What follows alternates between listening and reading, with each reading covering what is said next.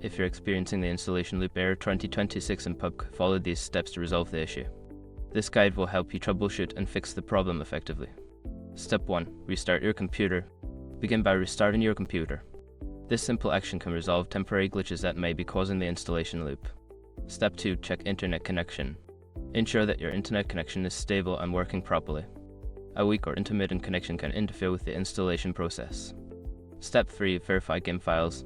Open your game launcher, Steam, or another platform and navigate to the game library. Right-click on PUBG, select Properties, and then click on Verify Integrity of Game Files. This process will check for any corrupted files and replace them.